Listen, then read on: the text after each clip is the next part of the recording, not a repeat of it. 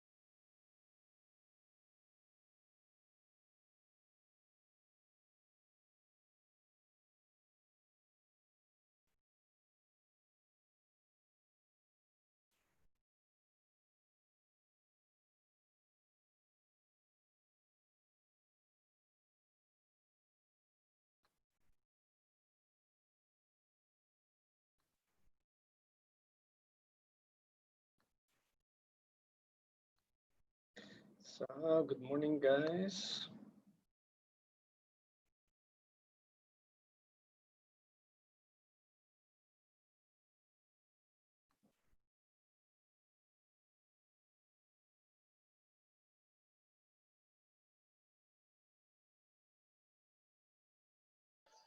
Hello.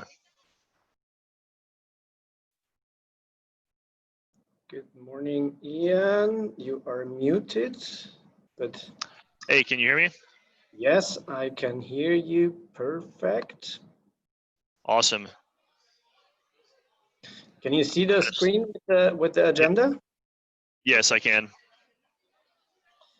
Okay, very good. And people are coming in. So far, we have 15 participants here. Very nice. Coffee as well. Very good. But yes, espresso goes well with everything.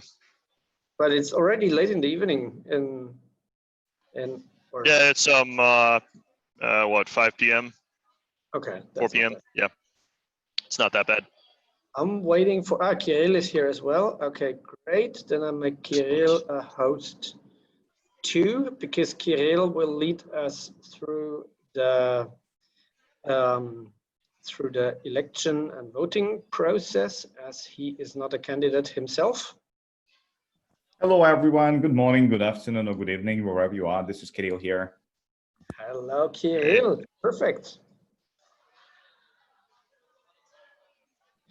Very nice. Very nice. I would say let's start with some remarks about how this all works technically here, and then we can start into the first General Assembly annual meeting of EERICA. So I guess you guys most are familiar with the technology you're using here at the moment. Technically, this is a Zoom webinar. It's limited to 100 participants, which gives us enough space for everyone. At the moment, we are the 3 of us plus 16 participants here. I will try to keep some meeting minutes, and we'll send out a protocol afterwards.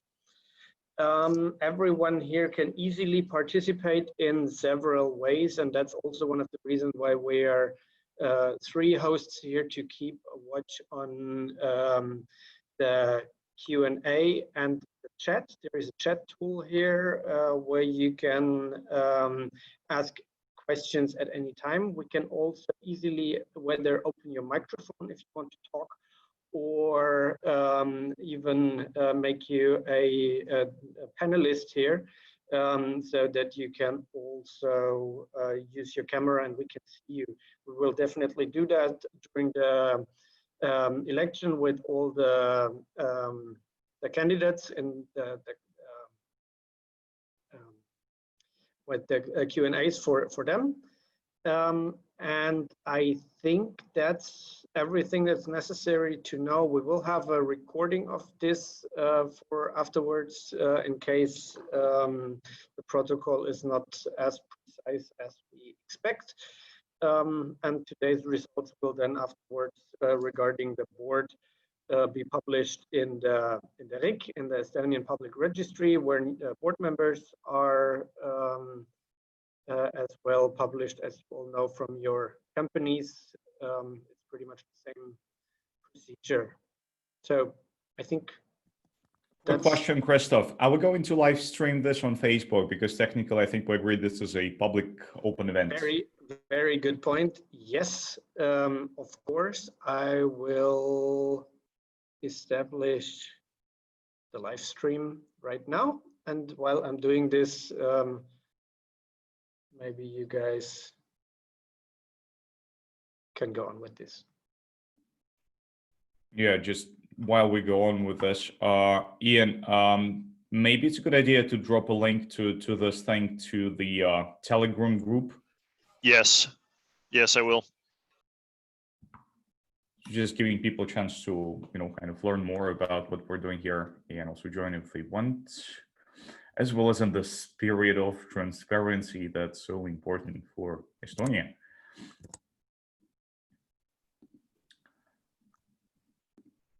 Lovely. And this will also give the people another minute to join.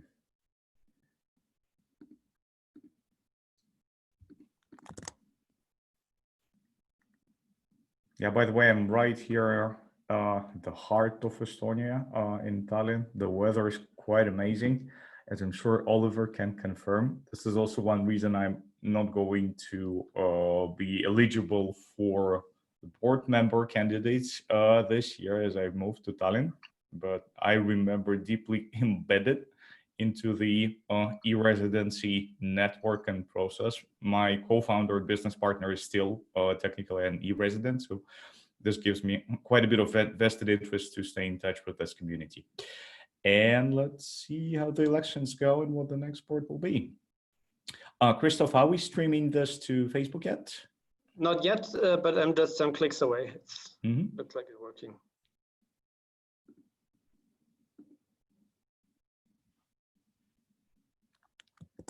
Sounds good. So once we're done with that, I believe we can proceed to our next item on the agenda. This is reporting about the first year of EERICA as an organization.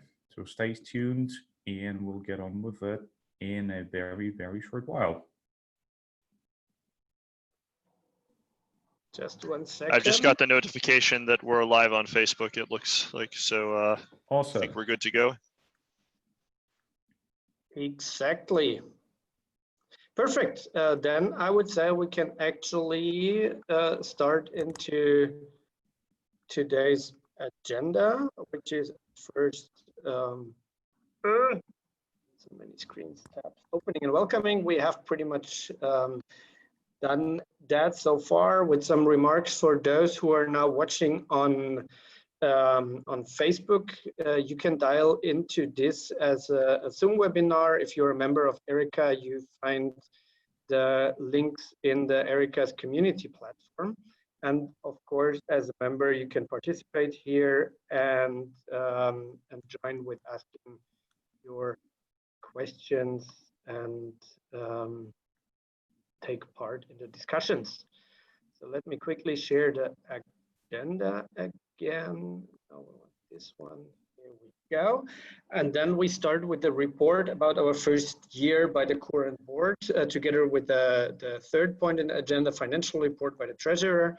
I see that our beloved treasurer, Michelle, is here already, and she will tell us a bit about the numbers afterwards. But first, let me quickly wrap up what happened in the last 12 months. So pretty much 1 year ago, actually 1 year and 2 weeks, on 15th of May, we had our official kickoff event at the evening before Latitude 59 in Tallinn. Last year, we had about 60 people there, and what then came was a blast. The conference for us, it was the three of us, plus Evgeny was there. I think Xenia, who is also joining us here today, was there, and a whole lot of other e-residents. And just the 2 days of the conference were already like a fireworks of ideas.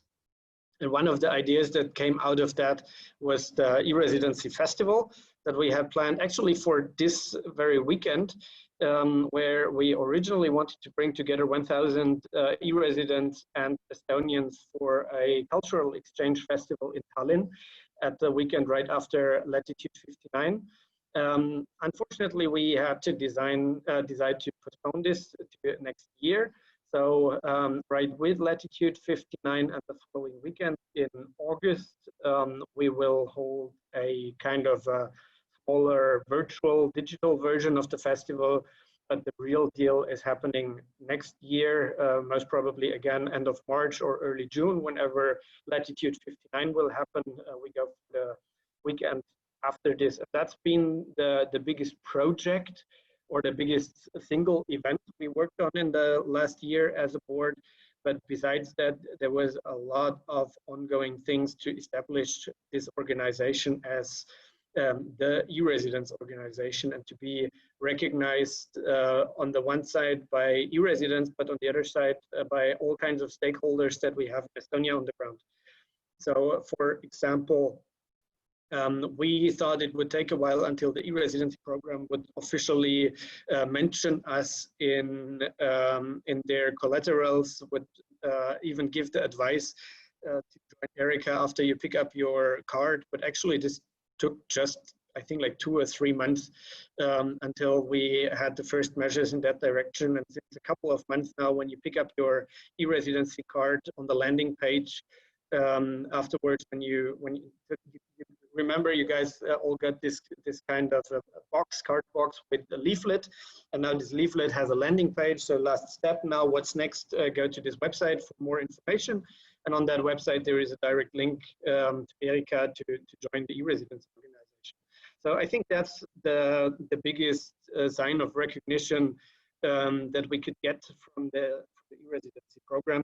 But also the collaboration with the festival worked quite well. We got a nice commitment of budget by them. So we are the organizers and the host of the festival, but the e-residency program is joining in with, as Oid said, to the extent of their capacities.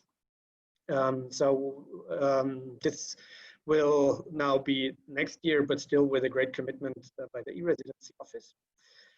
Also, from the political side, we started this whole organization originally mainly as a representation for e-residents, and to be ready to discuss with Estonian politicians, lawmakers, whenever there will be a solid reason for that. So in the very early discussions, when we were thinking about this organization, we were we had the same view on things. Like at the moment, for e-residents, basically everything is going smoothly. There are positive developments. There's some minor problems here and there, but nothing that requires a strong union as of today yet.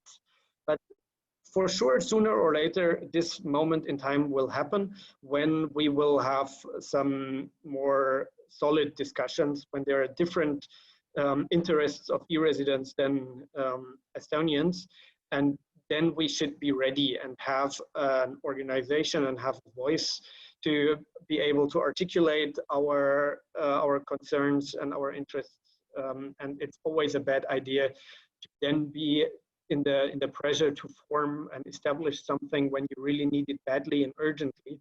So we wanted to be prepared for that, and that worked quite well. I managed to have first physical appointments with members of the Estonian Parliament when I was last time in Estonia in November, and had very friendly introduction conversations, and already the chance to raise some topics, like to make it easier for e-residents to liquidate a company. Because actually it looks like the e-residency program and all laws and regulation around that is very much focused on how to make it easy to start a company. But what obviously went a bit outside of their focus is that professional entrepreneurs always also look at the total cost of things and the different scenarios. And of course, always the scenario if you want to open a company in a foreign country is what do I do if things don't go so well? If my business plan does not come to action as I want it, and how do I get rid of that again? And that's actually still a big struggle in Estonia. And we believe that's also a point that keeps a lot of people away from starting the company because they already done their research and find out that it's quite expensive and time consuming to liquidate a company for basically some, I wouldn't say silly reasons, but reasons that do not really apply and make sense for e-residents. So it was quite easy to find a potential compromise and solution for e-residents, and that's already on the topic, and we will follow up on that with our contact persons. I think as soon as politics are coming back to other topics than Corona. But besides of the political representation, especially with the really strong support of Yevgeny in our board, we established something that turned out to be much bigger than we had expected, which is the community between e-residents based on real identity. So I guess every one of us is used to the quite active Facebook group that the e-residency program is hosting. But also we're quite familiar with the flaws and problems there, which just come from a whole lot of people from all kinds of backgrounds where you never know who they actually are, if they have made these experiences actually themselves or just read it somewhere. And so the discussions there and the exchange of experience never gets really deep.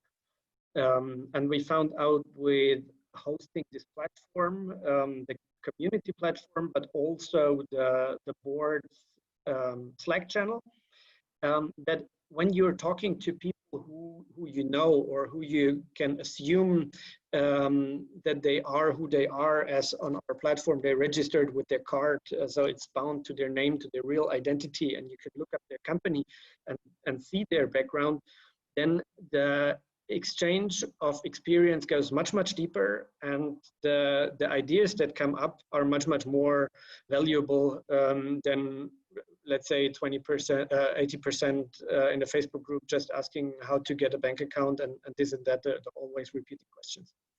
And this also leads to the things that we want to improve in the future, but I think that was most of the big cornerstones of what we have done in the last 12 months. And the reason why we meet here today, Ian, I see you want to talk, but that's my last sentence, my last idea. The reason why we meet here today for our first board elections, but the term for all future boards will be 2 years. So in case you're a candidate and running for the next board and you were not aware of that, the commitment is for 24 months, not 12, in case you want to reconsider. Like in every professional organization, we wanted to have terms that are longer and give more stability, so the 24 months, but not for the very first board. As we started with 9 people in the beginning, and basically the first board is not elected, but more kind of like self-declared. We wanted to have a real democracy as soon as possible. So we wanted to give the first board the chance to establish all this and to get some members. And as of today, we are around 200 members. And then to have a democratic legitimacy as soon as possible, which is today. That's why we are having the election today. That's been my report. Ian, what did I miss? Yeah, I just also wanted to say that it's not just about us as a like abstract organization.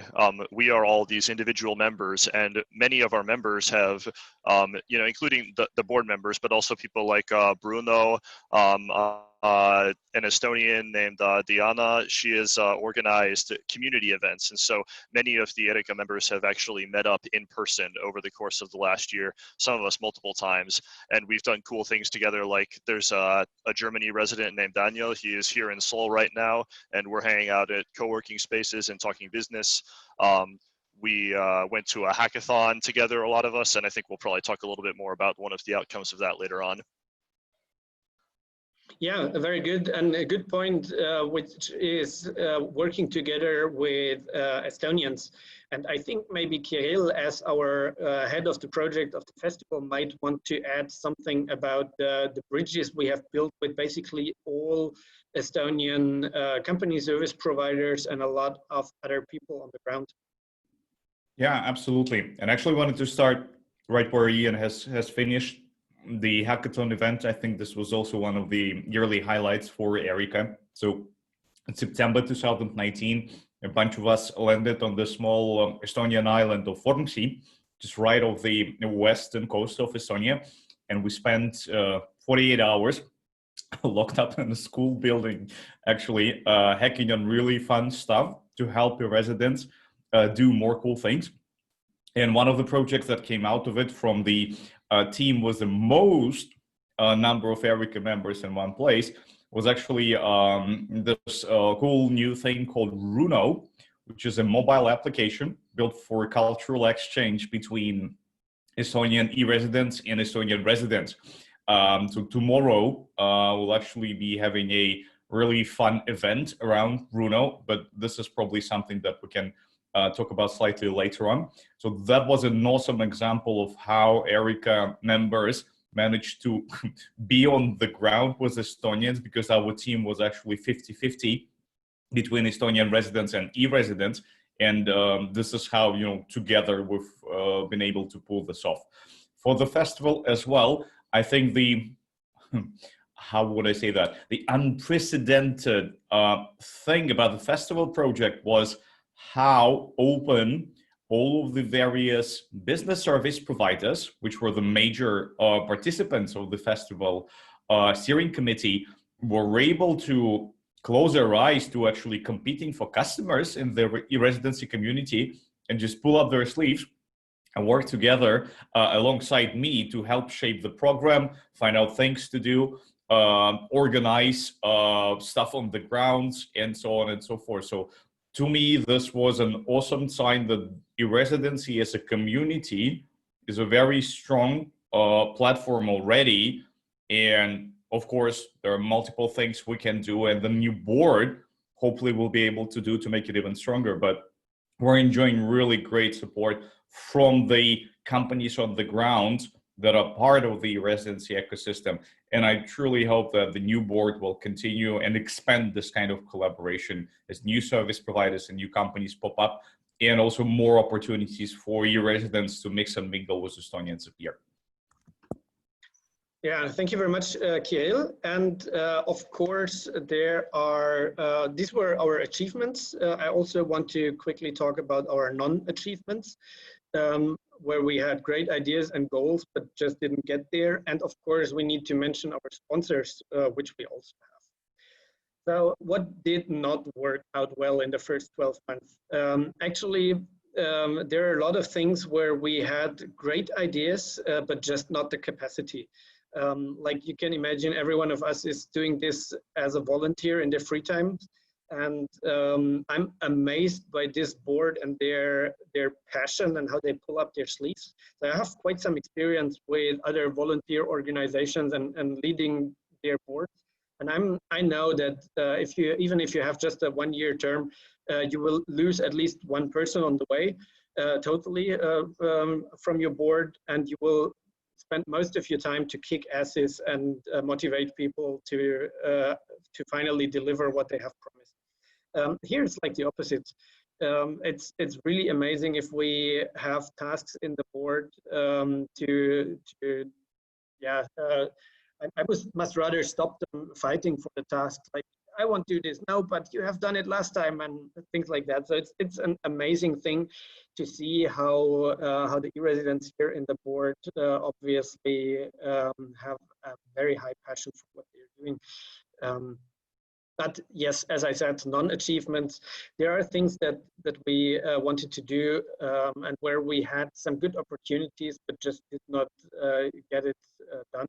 Which is, for example, some local contacts in Estonia and some member benefits. So we had high interest by local co-working spaces.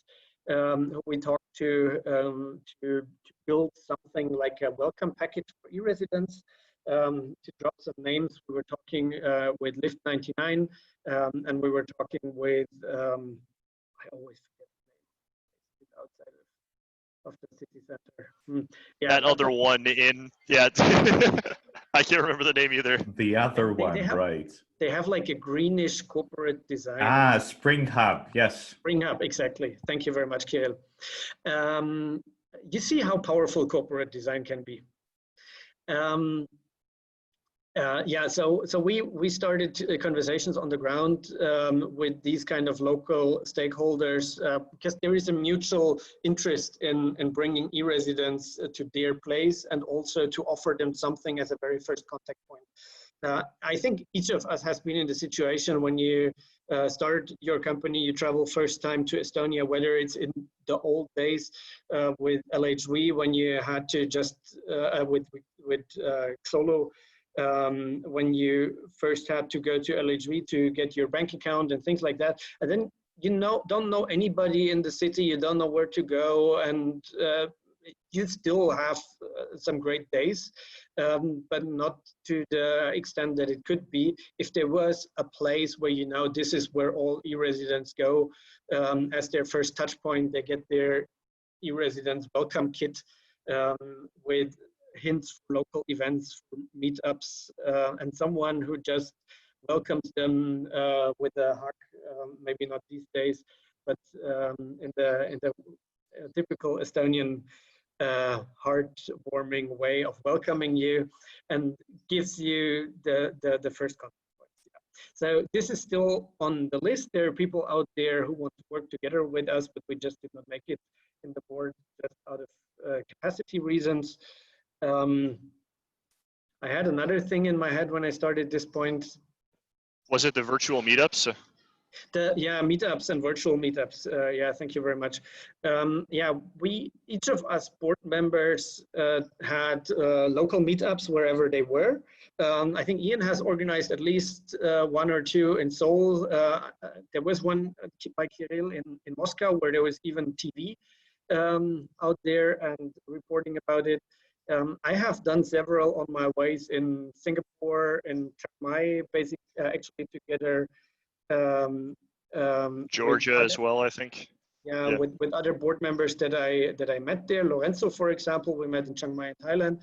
I've organized one in Tbilisi. I will come back to that in a second, and also in Cyprus. So basically, when I was traveling and staying somewhere and like the local community in co-working spaces, I offered them to contribute with something like that, or where there were already e-residents on the ground. And that's a thing. A little success story is Tbilisi, because Berlin, and that is a bit of a disappointment because it always depends on the people on the ground.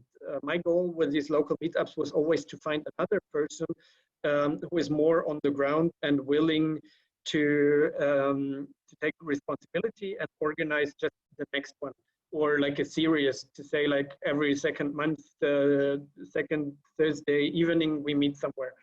And this is quite easy. And I can also encourage every one of us here, we're 22 now at the moment, wherever you are, if you are in a at least medium-sized city and you know that there are, or you have the feeling that there might be 2 or 3 other e-residents around, most of them are not as visible as we are.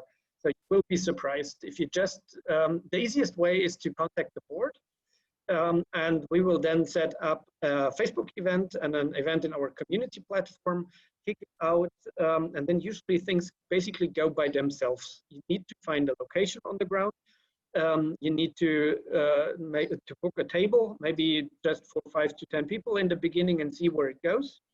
And then you will meet amazing people. And if you do that regularly, that would be a cool thing. It worked in Tbilisi. There is a German guy living there, Hannes Weber. He actually put the hat on his head and took the responsibility and is organizing these meetups regularly. But yeah, we missed the chance to establish that in other places with local responsible people on the ground. Yeah, even in Berlin. I see Guanel is offering to do one in Brussels in the chat. So yeah, go put it up on Facebook. Put it up on. Yeah, free beers. So yeah, if you're in Brussels, yeah. Count me in. I'm coming. When is it? I'm now thinking to set up one in Tallinn, actually. This would be funny. How many e-residents or former e-residents in Tallinn can we gather? So that would definitely be a new thing.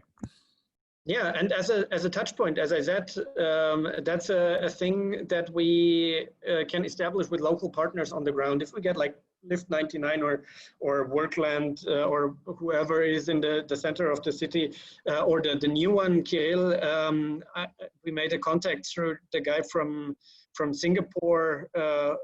What's the name of that Draper place? Startup House. Yes. Draper. Yeah. You met them. I think you even met them in person. I did. They're a bunch of cool guys.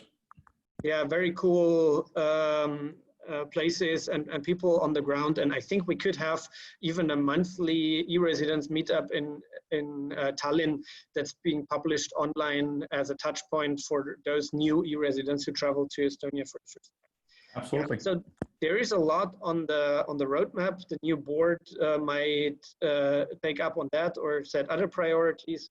But we've done our best. I'm very, very grateful for an amazing board in the first year. And I'm very grateful for our sponsors. One is a company that has been our company service provider for the first year and also donated the establishment of our articles of association. So with a lawyer who went through that with us in English, we defined our requirements and they translated it to Estonian and established our company, our MTU. The service provider is called Silver Hunt, and they've done a great job with serving us for free with all that. That's why we call them our sponsors. And another sponsor we have is Kadi Raus from Assistly, also quite amazing. It's a virtual assistant service that I had used for my company before, great service. And I invited her for our founding event 1 year ago, and Kadi was there. And she was so excited by what we are doing that afterwards she came up to us and committed 20 hours of free assistant service per month. And that's also the sponsorship, one of the sponsors on our list. That's why we definitely need to mention and recommend Kadi Raus and her service Assistly here. And I have the feeling that I'm missing. There's one more at least. I would maybe call out the next one. It's a company called Exove from Finland. And I see that we have Janne, the CEO, here in the list. So they're a software development house solving pretty complex problems with software custom-made solutions for large organizations. And Exove has kindly donated engineering hours to help Evgeny work and improve the community platform, members.EERICA.ee. So thanks very much to Janne and Exove for pulling that off during the first year. And I think we have two more. One is Gabriel Gali. He is a designer based in Canada and the husband of one of our board members. He has graciously done our logo design for us. We had a lot of back and forth between the board and him and trying to get the right idea together, and he did a really great job putting that together. And then the final one is I'm just making this up as I go. The EERICA board members, a lot of us have personally just paid for stuff out of our pocket. I believe Yevgeny is paying for a number of the servers out of his pocket, and yeah, a lot of us just pay for random stuff out of our own pocket just because this is our way of giving back to the community. Yeah, and with that, we definitely need to mention Martin Gregersen, the Danish guy, who went with us to Wormsee and was part of the Runo development team there. And Four since parts, then, I would say. Yeah, and since then has developed the whole app on his own costs in an amazing way. I don't know how much money he spent on that, because he did not only do it himself. He hired a team in, I think, India or somewhere there. Wait, Ian, there's something in the chat. Okay, and say he'll Never take mind. care of that. I can. You keep going on. I'll Yeah. post those links so everyone can see them. Okay, yeah, sure. Oh, I thought I was posted to everyone. It is not like. A new function. Okay, thank you very much. Yeah, I'll take care of it. Continue on. Sorry. Yeah, yeah. Sorry for the interruption, Martin. I think Martin is here as well today. So yeah, he has spent a lot of money on the development. Has contributed an amazing amount of time. Went with us through the testing cycles, and also spent money for the smart ID, and I guess the mobile ID is also not for free. Authentication in the app. So really amazing work here. Thanks a lot, Martin.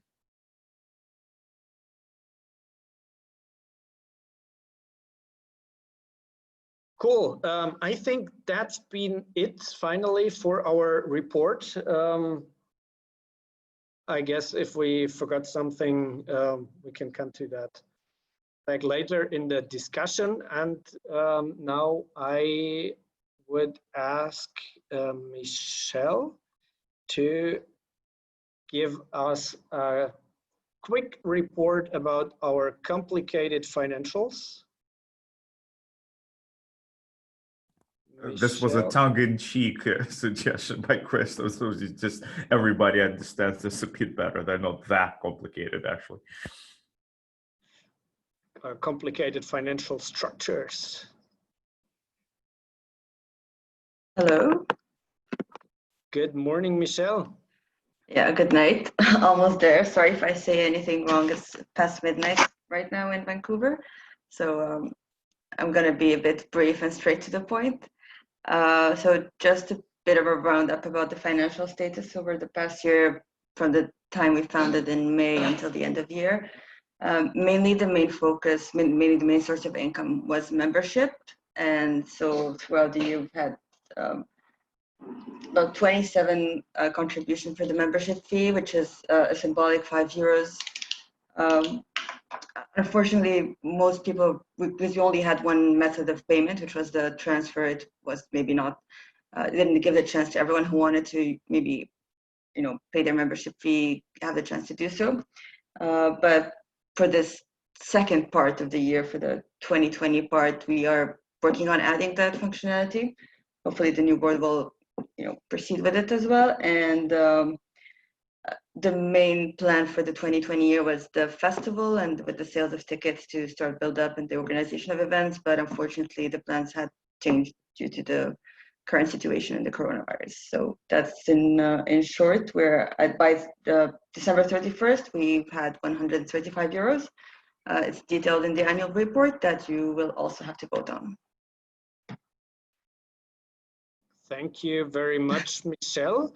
That's been 2019, but actually, as the main things happened after the end of the year, and also when I looked into the report, I was a bit confused by it just stating like overall 23 members or something like that, and we're talking 27. here about 200 members. Could you quickly explain where is the difference here in the number of members, and give a quick outlook into the financials since 1st of January, what happens? Yes, so yeah, as I quickly said, so because we only had one method of payment, not everyone who wanted to pay was able to. And with the introduction now of the payment through credit card, it's going to be a bit easier to have everyone, all the members, settle their fees. And for 2020, as I said, the outlook was also to bring up income through the sales of tickets for the events and the festival, as well as grants. And so the plan now is to, with the opening that second door of payment methods, to increase the number of people who will be able to settle their fees, and hopefully with the organization of the virtual festival in August, to also have that ticket sale back on track, to be able to have some funding for the nonprofit. Cool. Thank you very much. I would like to add two things, but because, as I said, the number of members differs quite from what we are stating here and what's in the annual report. The reason is that we, as a board, also decided not to go after those people who had not paid their membership fee in 2019, because it's symbolic. We decided from the beginning that we want to have a membership fee to show some contribution. The alternative would have been just to have not a membership fee at all, but that would not give us the same legitimacy even if there was like a symbolic membership fee. And that's why we decided for the €5, but also to hunt people down on €5 is just not worth the effort compared with the plans that we had and what we needed money for, which is basically for ongoing things. We don't need any money. It's just for projects that we decide for. And so by the end of the year, we had in our community platform, I think like 150 members or something around that. But we just did not charge the €5 for the last year for all of them. Be assured, for this year, each and every one of you will have to pay their €5. And now we are around 200, a bit more or less. But that's the outlook for this year. A payment method is one thing as well. And Michelle has mentioned grants. We actually already have got a grant, and maybe in that context, we should also mention them maybe as another sponsor. With the festival, Kirill has, with the support of Lilian Promet from the Success Hub, applied for a grant by the municipality of Tallinn in a size of how much money did we get for the festival? I was €1,500. Which we now actually, of course, need to return as the festival. And we had refunded them. Refunded, yeah.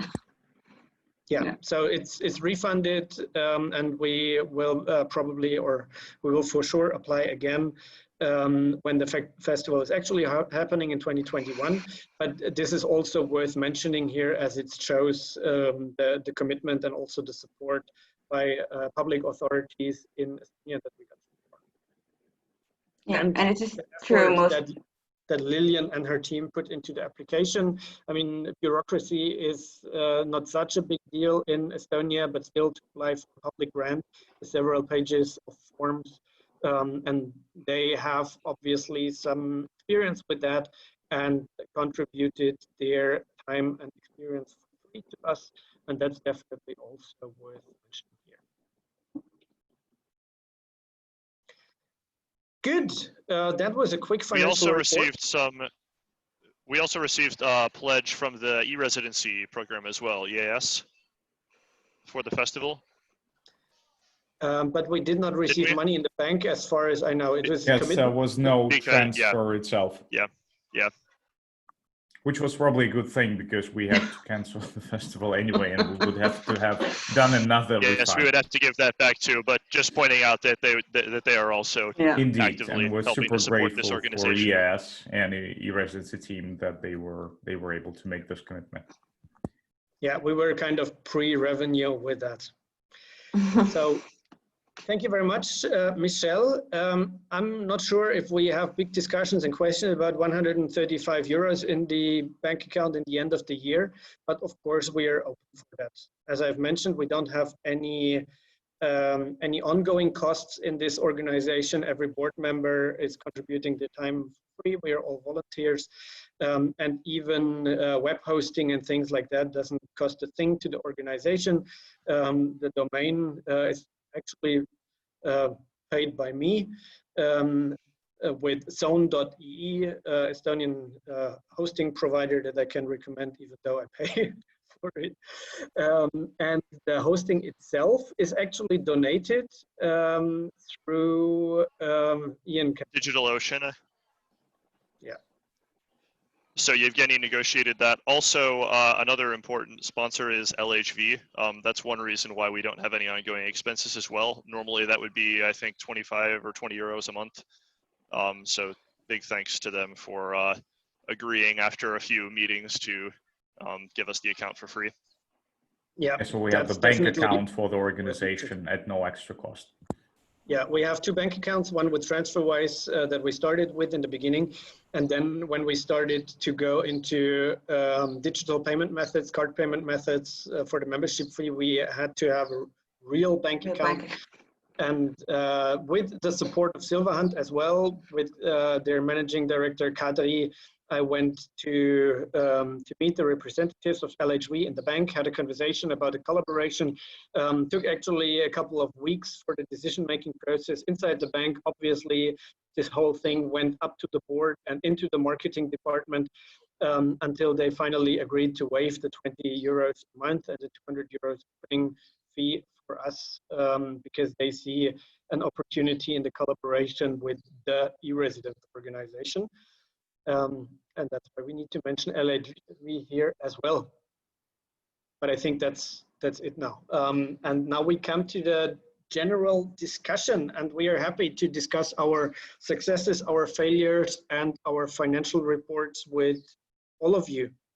So there is a Q&A tool. You can just put questions there if you want something to have answered, and if you want to speak, just maybe write it into the chat. Use the raise your hand function as well. This could be a nice alternative.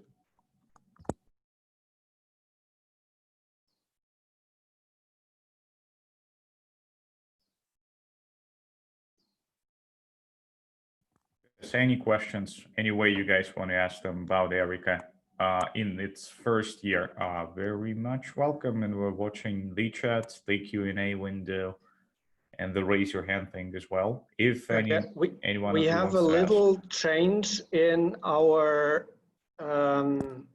yeah, Martin is asking something, but before that we have a little change in the agenda. I just got a message from Ot that I want to read out to you. Hi Christoph, I've run a little into a little family emergency this morning and unfortunately have to postpone my participants in the meeting today.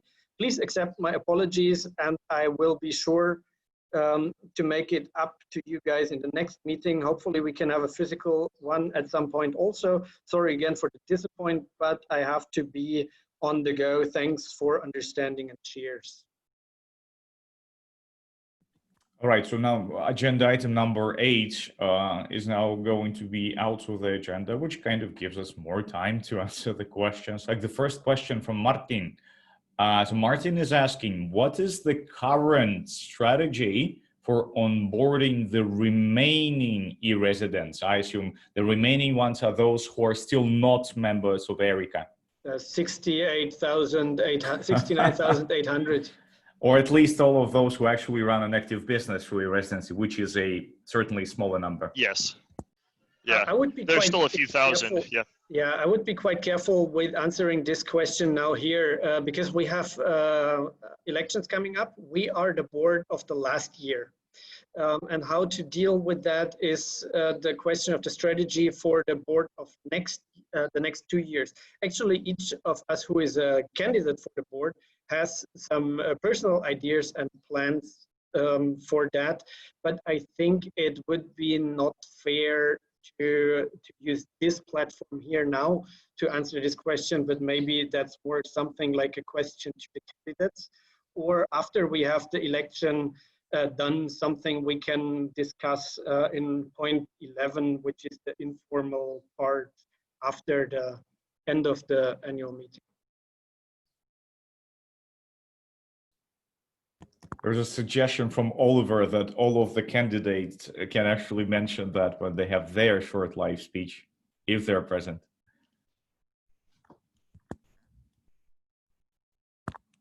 Would that make sense, Christoph? What do you think? Yeah, sure. I mean, I have no idea how long the Q&A to the candidates will be, but sure. For the introductions, I'm inclined to give all of you guys 1 minute, because we already had 3 minutes in the video applications, and otherwise it might probably drag on for too long. Well, let's see how long the Q&A goes. Yeah, then let's try to structure this a bit.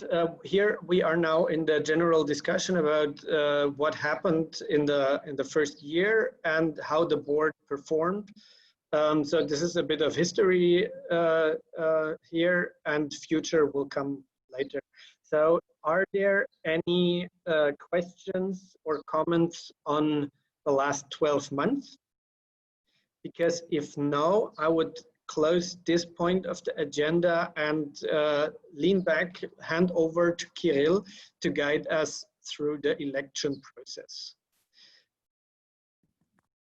Right. Well, let's give people maybe 1 more minute to come up with questions about the first year of ERICA, or comments or any thoughts they want to share before we go to that part. Is someone maybe checking comments on the live stream on Facebook? Is there maybe a question, someone?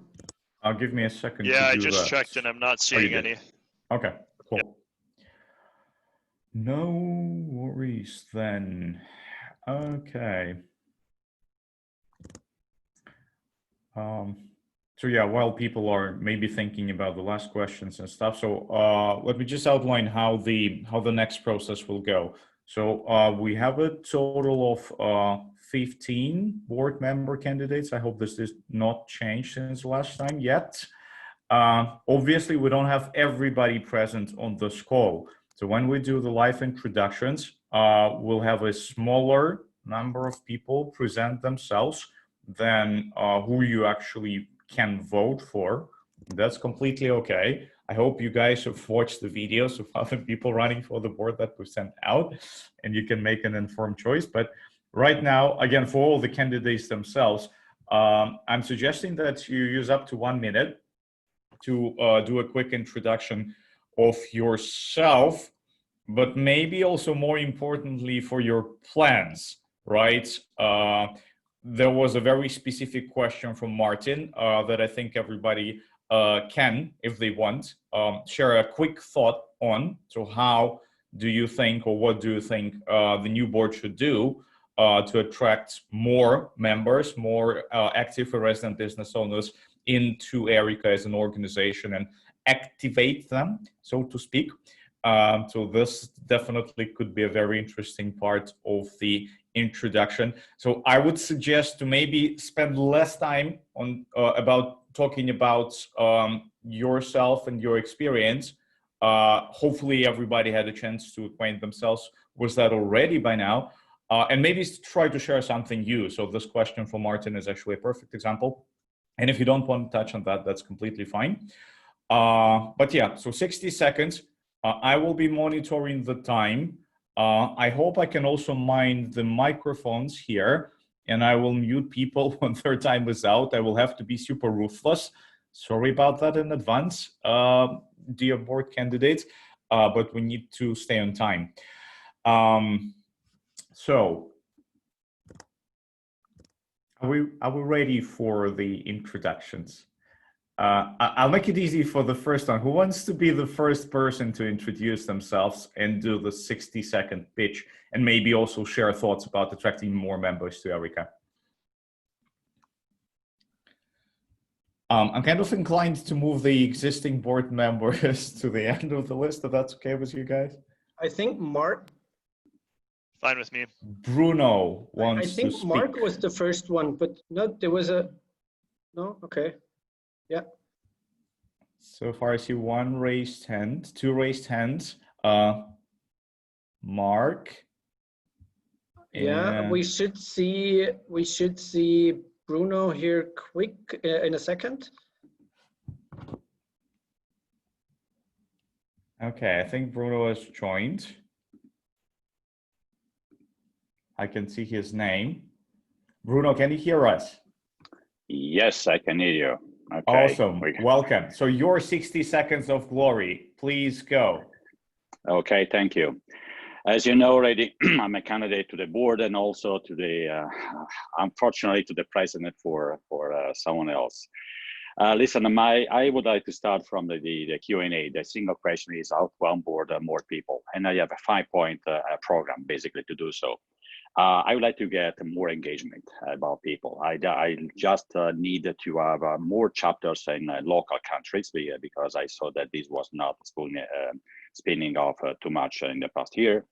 I will ask also to engage other chamber of commerce, especially the international ones, because I think we need to work on the territories in order to engage people into the digital nation, which Estonia is trying to claim, let's say, the entire world for entrepreneurship to be more digital.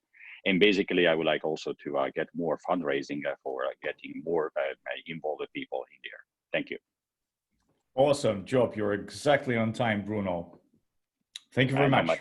I know my way. Thank you. You're perfect. Christoph, I don't think I can manage members the same way as you can. So can you please move Bruno back to the attendees and we'll have the next one. And the next one will be Mark. I think Mark. Yeah.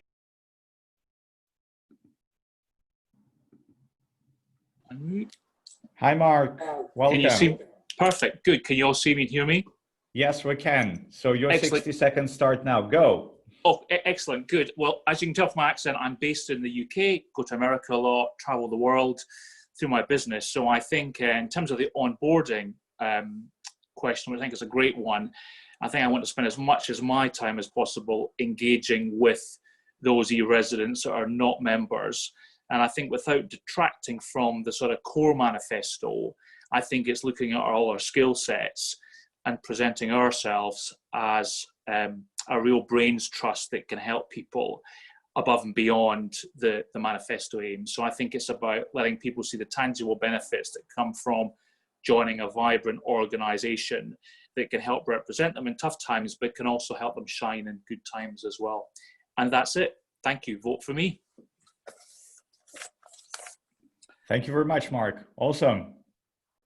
Great job. Very concise and on time. Next one, Gwenael, please. And then Joy.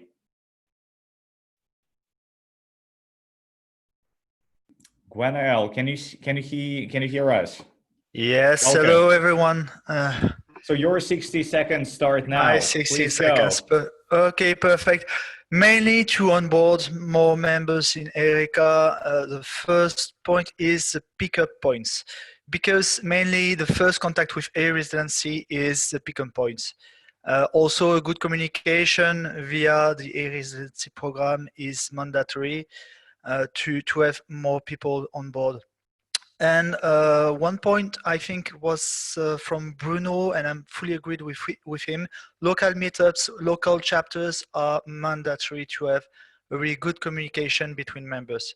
For that, I think it will be easier for us to onboard everyone with local people, knowing also the culture, because it's very important to onboard people with their own culture, with their own point of view. Oh, I have still 10 seconds, but I think I've made all the points. Awesome. Thank you very much, Gwenael. Next one, Joy.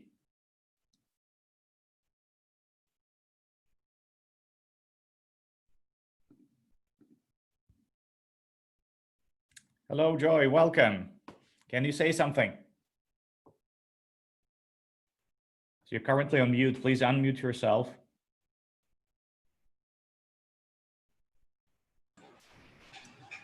Hello. Hello. Right, we can hear you now. We cannot see you, but that's okay.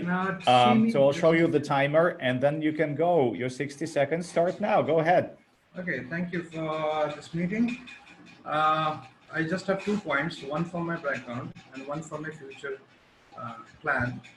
Background, I am a businessman. I make products. I have companies. I am working from India. I have now started business in Estonia via this e-Residency program. and a lot of customers are increased via this process. I have a bank account with LHB and State Bank, both of them. I use them. And point number 2 about the plan is that I do plan to make products from so much rich and vibrant talent that EERICA has, or the people they have.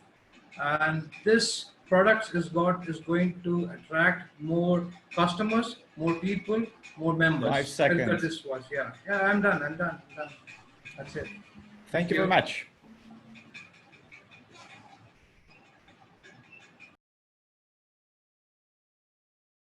So, who of the board member candidates wants to speak next? I see we have Janne, we have Luigi, Martin himself, and I think that's about it. The other people we have on the call are actually not board candidates. Martin, or maybe Luigi or Janne, any of you guys want to do a quick take on Martin's question, and then we go to Christoph and Ian as a courtesy as the previous year board members. Michelle as well, if you want to speak on the topic.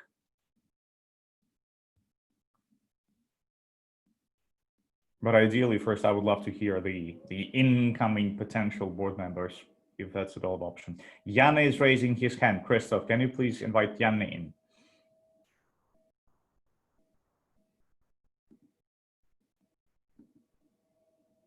Hello, Janne, can you hear us? Can you say something? Ideally, after unmuting yourself. Okay, I had troubles with the 2-screen setup, so now it works. I'm here. Awesome. So your 60 seconds start now. Please go. Hi, it's Janne Kalliola, and I have been entrepreneur in Estonia for 10 years and been an e-resident for 5 years. Been doing a lot with the open source community, and for the question, I think that 2 major things is first that everybody knows that EERICA exists, so it's the brand reach, brand recognition, and so forth. And the other one is the value for the people. And what is the value? I would ask from the people because they know it better than we do. So it's easier to create value when we actually know what people want. Then the third one after those is the networking with the local people and finding the right communities to be with Estonia together with the e-residents. So 3 steps, very simple. Thanks. Awesome. Great job, Janne. Thank you very much. I'm honestly quite amazed by the kind of contributions we're getting in just 60 seconds. Mind-blowingly cool stuff. And I've been to a lot of startup competitions, and seriously, people prepare for weeks and they can't say something nearly as coherent and sensible as what we're hearing today. Great job, guys. I'm super proud that you're part of this organization and want to do more. Martin is coming up. Yes, hello. The man, the legend. Welcome. Martin, you also have 60 seconds. Please go. Okay, so I'm applying for a general member, but also for internal communication. And as internal communication, the first step I would do is to find out what is the preferred channels that people actually want to communicate on. Maybe they don't want to use Facebook, they want to use Slack or something else. Then I'm going to combine that with automation to make sure that we can incorporate the opinions from the members. To set up a monthly newsletter with all the things that is going on. So there's a regular communication channel. Thirdly, I will make questionnaires to get all the information, what is actually important for the members, what do they want, and then to integrate this into the EERICA website to visualize that data. So we can have a live feeling of what do the community want. They'll engage more people, integrate them into the community, and be able to find out what is actually important for them. So regarding getting more members, I would support projects to get vouchers and benefits for EERICA members so that these 5 years can get you a lot more. Awesome. Thank you very much. Let's see if we have anybody left from the potential board members that who have not spoken yet. Luigi is definitely one. He mentioned he might be having some difficulties though. But Luigi, if you can hear us, this is a great time for you to speak out and do your 60 seconds intro and maybe a take on the topic. If you're not available to do this now, that's of course okay. So we'll then move on to the year one ERICA members, and we have 3 of them here. Sorry, I forgot about Michelle. I honestly thought you're going to go offline now, and this is why. My apologies for that. All right. Looks like Luigi is not able to do this right now. So yeah, let's do the current board. Michelle, keeping in mind it's getting late for you, do you want to go first? 60 seconds. Yeah. Are you ready? Yeah, sure. Go. All right, it's 1 a.m., so I'll do it as fast as I can. So just the main reason I mentioned also that I joined ERICA in the first place was because I became an e-resident because coming from Lebanon, I had limited access to a few services, or especially digital services. And the reason I was encouraged to join ERICA was in order to create a sort of lobby of e-residents that could work with companies that, you know, could create blockers for the success of potential e-residents. And so one of the main things that I would hopefully be working on next is you know, creating that group of e-residents who are facing issues like banks or for service providers or payment methods, and then be able to lobby those companies as a group. Done. Wow. 40 seconds, Michelle. I've never seen a person who can speak that fast at 1 a.m. at the night. This was amazing. And no Thank coffee. you very much. Yeah. Which reminds me, I missed my morning coffee today. Thanks, Michelle. So, Ian, I guess you're next. Are you ready? Yeah, Your 60 can you hear me? seconds start now? Go. Okay, cool. Okay, so I'm often quoted as saying that I've never met an e-resident who I couldn't become friends with, and to me that's really the core value of ERICA. So to me it's not so much about how can we get all the remaining 60,000 some e-residents as ERICA members, it's about finding the ones who are of the right quality. And in order to do that, we need to build an engaged community. So for me, the things that we need to really scale up over the next year are the engagement of the community. So like Martin already said, we have a newsletter and we have a community platform and stuff, but we're not really utilizing those tools very well. So if I am elected for the director of internal communications, then that will be my focus for the next year. Yep, get people to use the platform more, communicate more with the newsletter, and yeah, scale this up. Thanks. Awesome. Thanks very much, Ian. All right. So just double checking again. Is Luigi? But Christoph the has a finger elephant in raised. the room is probably the one we should all turn to. Christoph, please, the year one ERICA president and founding board member. Are you ready? I don't hear you, I'm afraid. Yes, I am. Awesome. Your 60 seconds start now. Please go. I tried to be the shortest today. I think I had enough air share and everyone has a feeling of my ideas and opinions. So I just say we need to grow through visibility and spread as a virus. Every member needs to bring 1 or 2 new members from their network, and off we go. Wow. That was super short. I hope we can do better than the virus, at least stay away from the negative consequences of that, and we'll all do just fine. All right. I'll just maybe mention a couple words from myself as a departing board member, if you guys allow me. I don't run for this board, so simply summing it up all of the things that the currently present candidates have. And just as a reminder, we actually have more people who have nominated themselves for the board who are not here today on this call, that have submitted their applications and also their videos. So if you haven't done this yet, if you want to look them up, you could probably have several more minutes to do that. I just wanted to say that all the suggestions I've heard here are quite awesome. I don't want necessarily to, single out any specific ones.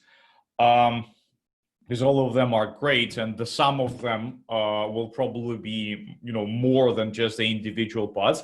To me, it's the interplay of the ideas and approaches and suggestions from this super diverse group of people, of e-residents, that I hope we'll have on the new board, right? So I'm pretty sure that many of those things will change, will mutate, sorry to keep up the virus analogy, throughout the next year or two.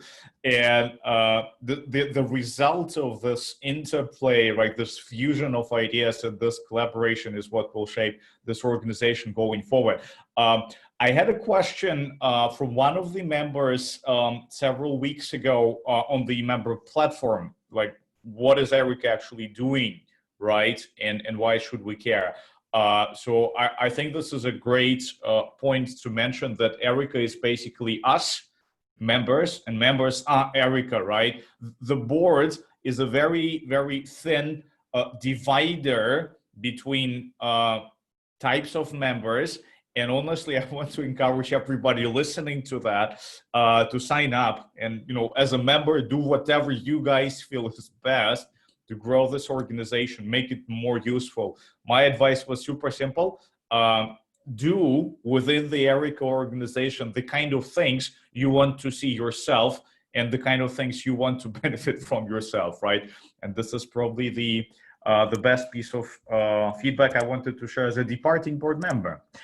Right, I will give one last shout out to Luigi Dell'Aquila. Luigi, if you can hear me, please type something into the chat window or raise your hand. I'll just ping Luigi one more time in the chat to give him this last chance to speak, because I think this is really the last candidate we have not heard from. And let's maybe give Luigi a minute to respond. If not, I guess we can officially wrap up the introductions part, but we can actually do questions now. So if you want to ask somebody, some of your fellow candidates, something that you're interested of knowing, this could be a good time.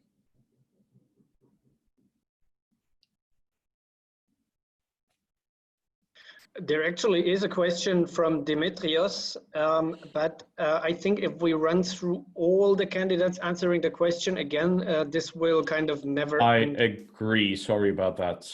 Maybe it makes more sense to ask specific questions to one or two candidates. Can other people see the Q&A questions, or is it just us? Maybe we could just have everyone who's a candidate just type in the chat if they're interested in responding. Yeah, I read out the question is, apart from getting more members, which is one other main issue that you would like to tackle? What is going to be your #1 priority if elected? Bruno mentioned that he is available to answer that one. Christoph, can you do your magic and pull up Bruno into the speaking spot once again? And then Gwenael.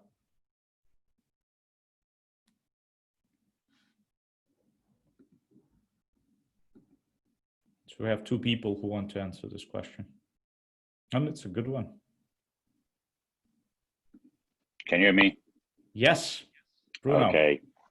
Okay, yes. I was already addressing this point to my introduction. The fact is that I think that today the communication is going through also the local chapters. So if residents as entrepreneurs are not knowing what are the values of ERICA, they should be informed from the addressing country. So I visited also Italy, Spain, Greece, Serbia, Slovenia, and so forth, and they do not know why the hell they should be involved into the Estonia digital nation. And this is, I think, the major value why we should not engage them, but by example, to try attract them into, because then we can serve them much more. So the engagement is not our priority, is to serve the current members and invite other members to join, because by example, we can show how better we behave. That's it. Awesome. Thank you, Bruno. Christoph, can we please have Gwenael, who also wanted to present his take on the question? And I guess we need to also keep some track of the timing. So I'm glad to give you guys 30 seconds to comment on the question. Otherwise, we'll and then after that, we have a question specific for Mark. So please, Mark, get ready. Afterwards, we will make your video. And for now, Gwenael, please. Yeah, just saying that about engagement, I'm fully agreed with Bruno. I would like to add also a point we discussed during our last meeting, is also to onboard and help people to create their company, not administratively, but with the different aspects of ideation, and then all the rest of the different parts of creating a company, and thinking about the different administrative points they have to do. Because so more there the is a lack business about that. plan type of Absolutely. thing, right? Business model, Canva, business plan, financial plan. Mastermind kind of thing. Awesome. Thank you. Sorry we can't speak more about this right now. I think it's a great idea. Christoph, can we have Mark, please? So I'm not sure if the question, Mark, quickly, can everyone read the questions here? Did you read the question before? I've not. Whereabout is the question? Okay, the question to you is by Ruth, asking, what have you done to support EERICA members in the UK? What I've done to support, nothing hugely, but what I've done one thing, and one thing's coming up. About 3 months ago, so February, I was invited through my service provider company, Zolo, to take part in an e-Residency presentation to people that hadn't joined the program. So I did that in Shoreditch in East London. So it was on behalf of TransferWise, the e-Residency program, and them. And then the e-Residency program, I've just got in touch with me this week to do a webinar on the 11th of June for people in the UK that are interested. So I'm definitely doing as much as I can to promote the program, and now clearly also to endorse membership through EERICA, as I said in that earlier point, in terms of the benefits. Thank you very much, Mark. Okay. We're short on time, so I'll have to stop you right here. Thank you for answering this question. Do we have more questions? Let's see. Okay, let me read out some of the comments. We actually have some in the chat also responding to this question. So Ian, right here, is saying that his priority is community engagement, and he thinks that an active community is the most important thing for us in the organization. I completely agree. Michelle is also saying that her focus is on the post-company creation phase, right? So the things that happen after you actually incorporate, and overcoming those blockers that are becoming to most e-residents running a successful company. Thanks very much for that, Michelle. I would also like to answer the question quickly. Sure, please go ahead. Yeah. So given the fact that everyone in the board is working on growing the organization and to activating the members, if I get re-elected as a president, I would like to focus on the political side of things. So to strengthen our bonds and ties with Estonian lawmakers and make it easier to become an e-resident, to found a company, to get rid of a company, and everything that's concerned from the political side of things. Awesome. Thanks very much, Christoph. I just wanted to shout out. Martin knows. Oh, good. Oh, there's another comment? Sorry, I'll just do the previous one because I think this was asked earlier. So this is from Rizky in Indonesia, who mentioned it would be great if we have local community that speaks local language.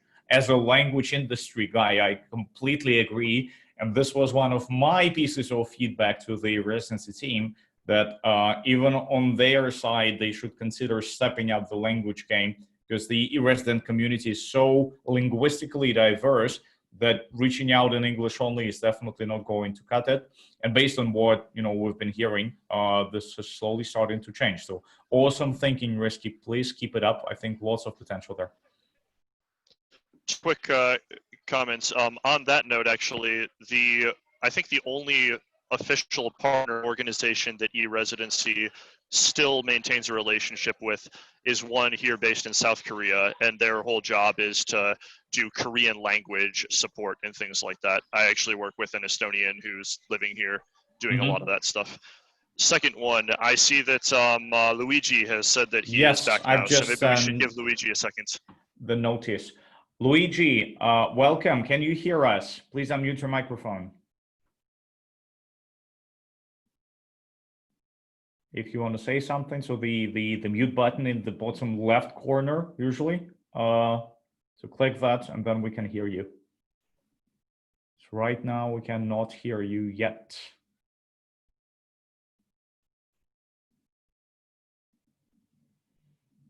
So while Luigi is unmuting himself, there was also a response from Martin to the #1 priority question. So Martin wants to focus on finding out what's important for our members so that we can act based on that. Good idea. So basically, we need to ask people what they want. We need a proper a validated learning approach, or whatever that lean startup term is. Yeah, right. I like so it. Basically just a bit of research. That's how I would personally put that, to see what people expect and what they need help with.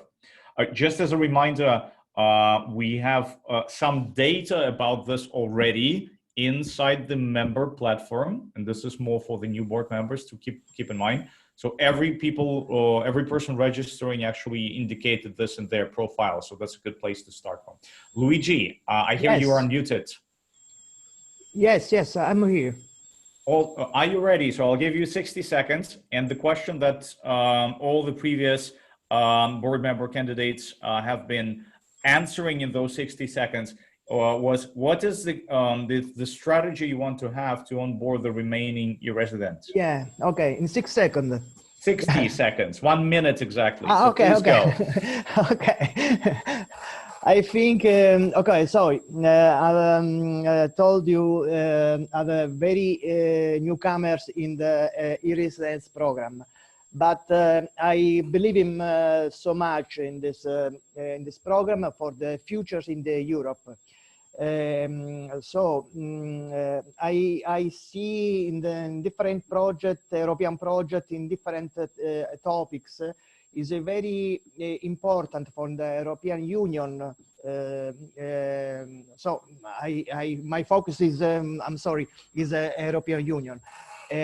Is very important to implement the digital policy to improve the social growth in the social and European economy.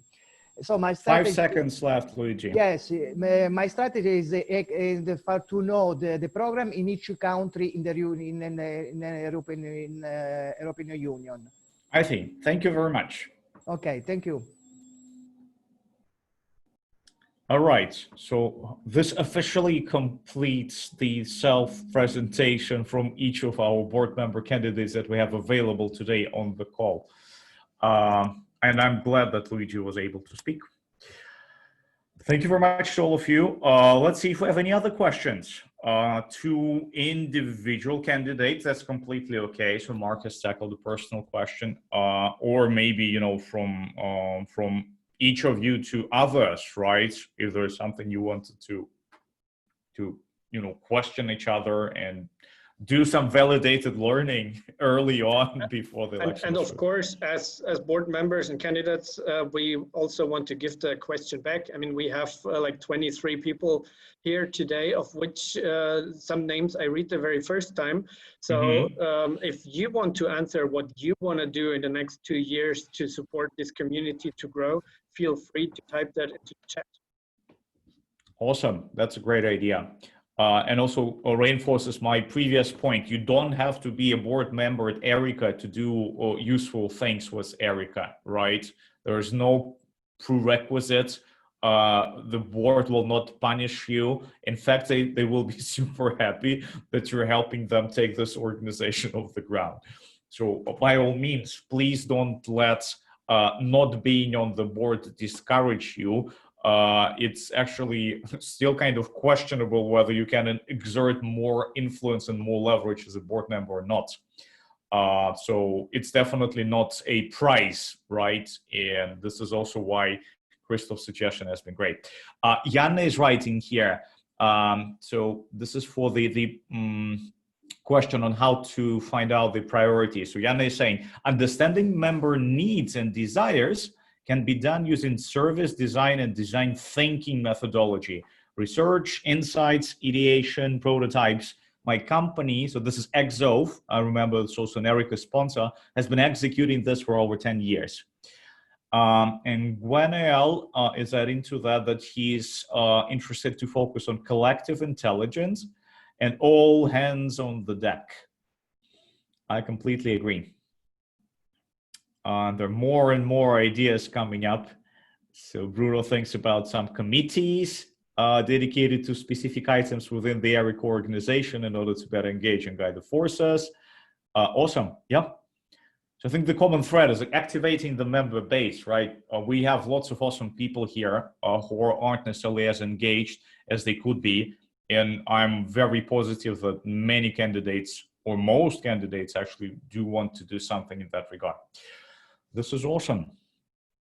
Can anyone attend board meetings? Michelle is asking. Christoph, I think the answer to that is yes. Can you correct me if I'm wrong? So the board meetings are open to all members for sure. I definitely intend to attend board meetings, even though I'm not going to be a board member, because now I'm an Estonian resident and I'm not eligible for the board. But this is the thing I'm intending to exploit for the next year or two. Yeah, actually, we don't have any specific regulation on how public board meetings are in our articles of association. So it's up to the next board how to handle this. The last board had board meetings every 3 weeks on Thursday evening, 5 p.m. Estonian time. And done this through a Zoom call like this, and that technically makes it possible for everyone to attend. Yes, indeed.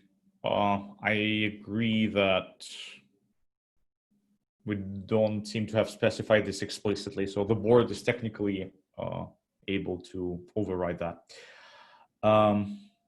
Okay, I think we're getting into some super specific questions with VAT numbers and stuff here, which is awesome. The work of EERICA is continuing even during the General Assembly process itself. There's a great suggestion from Oliver to publish board meetings and agenda in the community channel so that board members could contribute. This is a good point for the next VP of internal communication, whoever gets elected to that position, to keep in mind.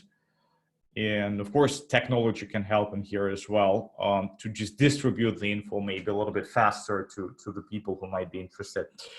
Awesome, great ideas. Like, I already feel this is kind of turning into the next board meeting, because this is what usually happens in board meetings, right? We throw around ideas and stuff and try to figure out where to fit them and how to prioritize them. Awesome, I love it. So let me just ask, because I feel we're kind of getting a bit sidetracked here. Are there any more questions from anybody to the candidates? Right, not necessarily from other candidates, but also, as Christoph mentioned, from the people who are completely new to EERICA, or maybe new to residency as a whole, and you're puzzled by this, you want to ask something. So this would probably be your last chance, and then we should be proceeding into the voting process, so that everybody can click the button, and then we can check out the results. Maybe Ian, you want to explain the voting process finally, or ultimately, again, before we close. Right. I just wanted to suggest exactly that. Ian, maybe you could say a couple of words on the technicalities of the voting, again, just as a reminder and refresher. Okay, so you all should have received an email from the voting solution that we've selected for this year called OPA Vote. If you have not, please check your spam folder and or send me a message because time is running out to cast your vote. Most of the process is pretty straightforward. If you haven't already looked through that, then it's a bit too late now probably for me to explain the technicalities of how the ranked choices work. Yeah, but, it's just to skip that. It's just the voting itself. Yeah. The main thing is that you need to select the people that you want. It's a pretty straightforward voting process, and in the event of a tie, or in the event of someone winning multiple contests, for example, if you had elected me for internal communications as well as general board member, then we have already recorded everyone's preferences. And so the final result that you get via email may be slightly amended by the board because you cannot serve in two positions at the same time. So that would go to the runner-up. So and that's please check your actually email. the reason why we had Oit here for a quick presentation during that period, because now we need to mention that because we might need to clean up the blank technical results a bit, because of course it's possible to be a candidate for different positions, but of course it's not possible to be elected for different positions at the same time. We have asked each candidate before we had a collaboration or coordination meeting with all the candidates and asked them each and individually if they're elected for different positions, which is their priority. And that's what basically Kirill will sort out in a second when we end this voting period. Right. One more note: the voting process is handled by a third party. We don't control that. We can't see who voted or anything. It's a completely anonymous process. The only they have everyone's email, but they can't even say like exactly who voted for what. It's a completely anonymous system. So I just wanted to point that out for transparency. So I can't see who voted for who or whatever. Right. So we can only see the number of votes, but that's about it. So this also means that the system doesn't forgive mistakes, right? You only click the button once and then it's done. It's done forever. There's no way to undo it, because technically Ian can't even find your vote in the system, right? So it's pretty much impossible, which I think is a great thing, right? This is how voting is supposed to work. So yeah, I guess we need to give people a bit of a timeout to do the actual voting. So guys, if you're listening in, if you're eligible for the vote, please open your email. Please look for a message from OPA Vote, that's OPA-VOTE. If you cannot find this, well, if you're on this call, please message Ian. He'll help you sort this out. If you're not on this call, if you're watching this live on Facebook, for instance, you can probably drop a message to the EERICA page, right? And we can also pick that up and see if you need any help to do the voting. As a reminder on eligibility, right? The people who have joined EERICA up to the 21st of May 2020 are technically in the voting list. So if you have joined EERICA after that, unfortunately, you're not eligible to vote in this round's elections, or this 2-year term elections. So we'll be glad to have you voting in the next one. You have to be a proper e-resident either at this very moment, or ideally you have changed your e-residency status less than 6 months from this very point.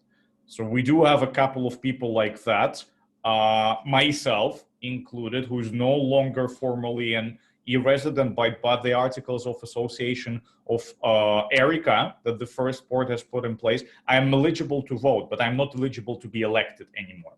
So I will cast my vote now as well, together with all of you guys.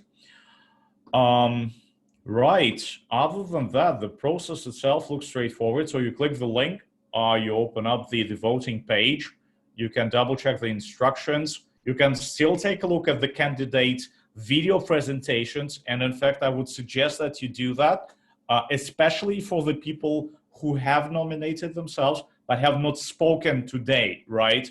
This might be a nice way to refresh your memory and see who was actually focused on what kind of background they have, and how do they position themselves. So just to be, as equal as we can, and for you to make the best decision possible. The links to the candidate bios and to the videos presentations as well, where available, they're all in the voting email itself, right in the very top. So click the link, log into the member platform, or you will just go to the Google Doc here. This is actually even better.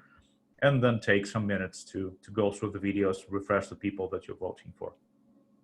When do you want to close the voting period? Right. We should Good probably question. set a time. Yeah. Good question. Honestly, I would say we take a bit of a break until 12 Tallinn time. So not to make it super short. So we can like pause this meeting for a while, because people probably want to stand up after 1.5 hours. That's what I'm inclined to do. So give people 25 minutes to vote. Okay. I would have assumed that everyone has basically already done that now in the meantime. And all right. Are you sure about that? Can we check that? Maybe I'm wrong. Yeah. So I can't see. Yeah. Again, the voting process is intentionally very anonymized. The only thing that I can see is that 36 people have voted. That's about 10 more people than were at the start of the meeting. So a number of people have cast their votes that were not, that had not previously cast their votes. All right, so we are progressing faster than I thought then, which is good. Yeah, maybe a better thing would be if anyone is on this call and still wants more time, could you please send a message in the Zoom chat and tell us? That's a good idea. Because I'm actually, I'm probably going to have to get going by 12 o'clock Thailand time. Awesome. And I don't think we want to keep this into like a 3-hour-long affair. Right. Yeah, I would suggest maximum 5 minutes from here, and if even needed. Cast your vote now, dear visitors and listeners and EERICA members.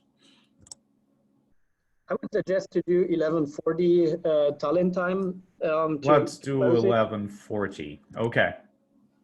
So that sounds good to me. Minutes to vote. Yeah, if people are voting now, and this is something that, sorry, I don't have access to, I don't see. So thanks for Ian for correcting my perception that people are not voting. I agree that we don't need to get it dragged out for that long. I'm double checking my own vote right now before I click the buttons. Okay, and then we can use the time for which we had planned in the past to tell you guys some more stories maybe.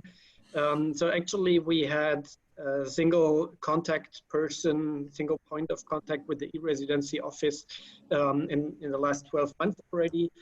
So in most of our board meetings, a member of the e-Residency office took part and started at the beginning with a quick wrap up what's happening in Tallinn in their office and what their current plans and projects are. In the beginning, it was EERICA, and in the last couple of months, Raimo took that over and was present in most of our board meetings. And they, in the last meeting, like 3 to 4 weeks ago, he was telling a bit about the issues and struggles they have during the corona situation and the lockdown at the moment, that many people are trying to become an e-resident, but just don't have the chance to pick up their cards because traveling is restricted. Technically, all the Estonian embassies have been open all the time, he said. There has not been a limitation in office hours there. Just you could not walk in without an appointment. In all the embassies, you need to make an appointment for the pickup. But as most people need to travel, whether within their country or even cross borders, this was not possible for most people, which did speed up the thinking process in Estonia about how to develop e-residency further from the physical card into a fully digital thing. But as this is a major thing, it cannot be implemented just during this couple of weeks of lockdown. But they are working on it and thinking about how to get this done in future, especially as it's not just about the physical card, but also about picking up everyone's fingerprints. So they're working on it, but might take some time. Someone is writing, I can't read the name. I had to renew my e-residency last month and had great success coordinating with my local embassy via their Facebook chat. Yeah, actually, I have a nice story like that as well, as you might have seen from my video. I'm still in the Sultanate of Oman. And there is a thing happening here. It's a bit of an exception, but you might. Sorry, Christoph, I'll stop you for a second. We have 1 minute left before the voting officially closes. So if you're listening to this, please open your email, click the voting link, go through the people you want to see on the board and submit and confirm, okay? It's last chance to exercise your democratic rights of being able to elect people to the EERICA board. Sorry, Christoph, please go ahead. But unfortunately, I cannot squeeze the rest of this story into 20 seconds. We can continue afterwards, right?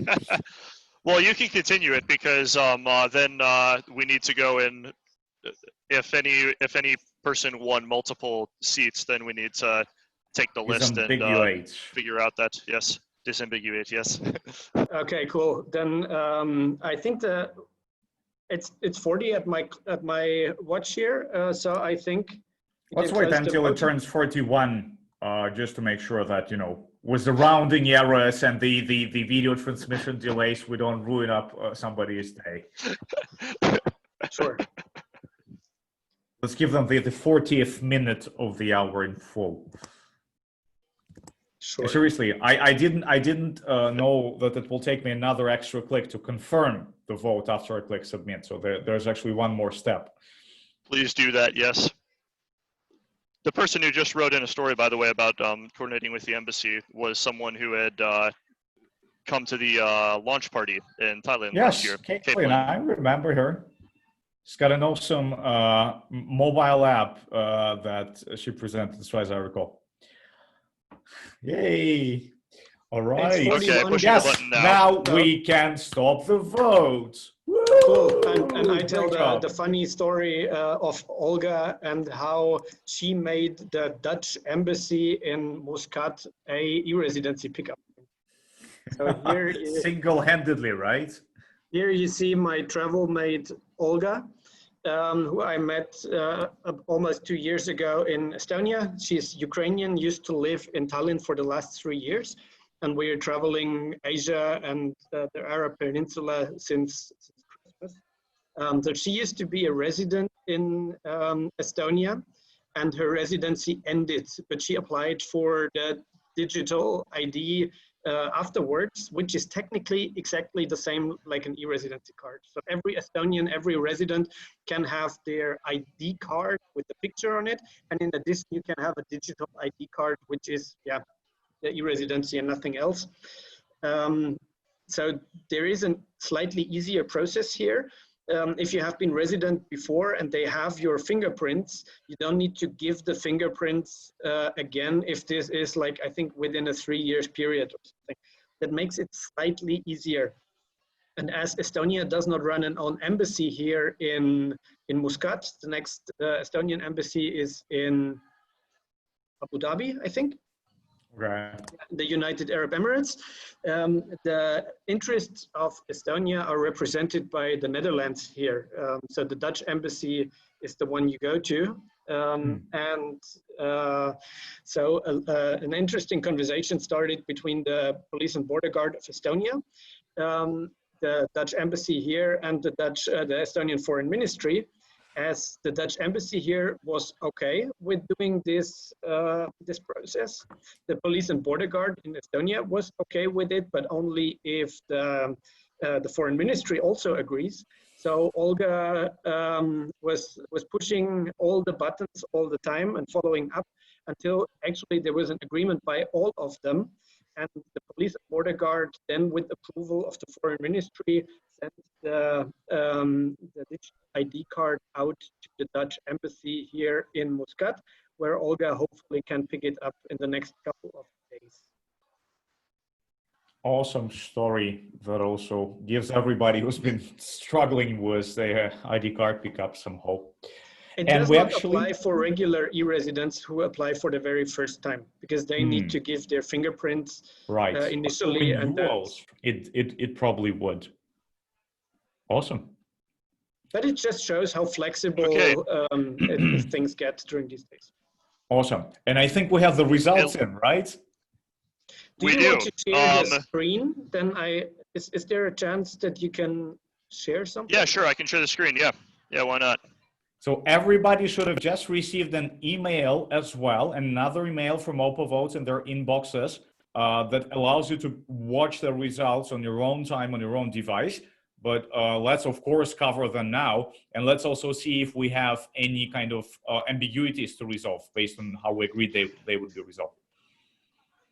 Indeed. So for the office of the president, there is only one winner possible. So this is just a simple majority wins the election. And it looks like Christoph is the winner again for this year. Congratulations. So congratulations to Christoph, our continued president. Moving on to VP of Political Relations. This was also a two-candidate race, so it's just a simple majority election. And Guanel was the winner over Luigi in this race. So congratulations, Guanel. You have got your first choice, which was Guanel. Welcome to the board. For finance, it's good to see that nobody voted against Michelle. So welcome back again, Michelle. Fortunately, no surprise. It was an overwhelming majority of votes, Michelle. Just yes. Thank you very much. Welcome. Yes. Good to have you again, Michelle. Okay. For VP of Media and Public Relations, we just had two candidates here as well, so simple majority. And Luigi, welcome to the board. You are our Good VP job, of Media and Luigi. Public Relations. Welcome. Moving on now for VP of Internal Communications. This one since there were multiple candidates involved, we used a slightly different scoring system. Again, I won't really go into all the technicalities, but the short version is that it looks like I won that one. So thanks everyone. Congratulations, Ian. Welcome to the new board. Good job.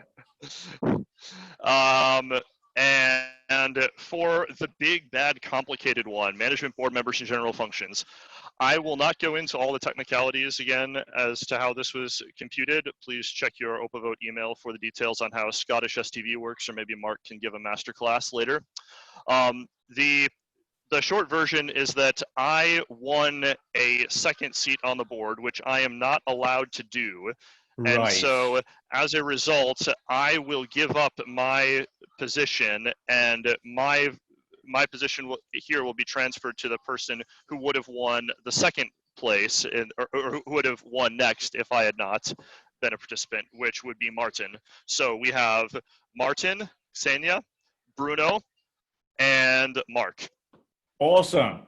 That was a really cool battle, and I honestly didn't believe that we'll have to use the disambiguation thing, and yet we did. So welcome I sort of expected it, but yeah. You did, okay. Well, you've seen I didn't expect me to be the one. I didn't expect me to be the one, but I didn't expect there to be a bit more confusion on this. So yeah, great. Right. Cool, but now I'm a bit afraid about what happened to our annual report. Can you? Oh, sorry. Yes, sorry, I skipped over that in the excitement. So also voted for the annual report voted if on. it's not a person. And thank you to the honest people who abstained. I'm assuming that you just didn't feel like taking the time to read the report.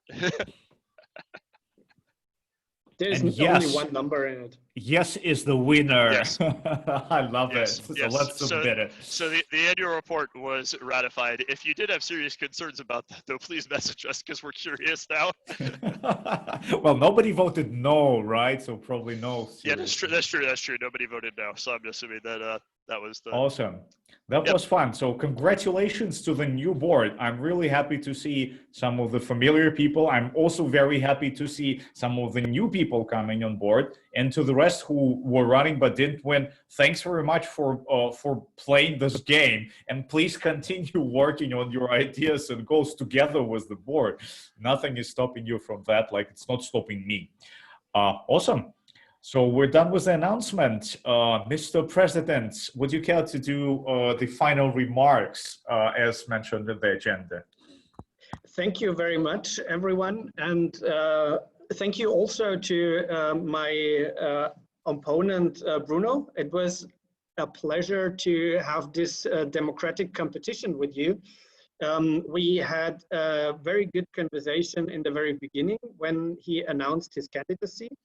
And I must tell, I mean, I had democratic opponents in the past, but it was really fun to do that with Bruno to compete just for different ideas in a very, very positive way.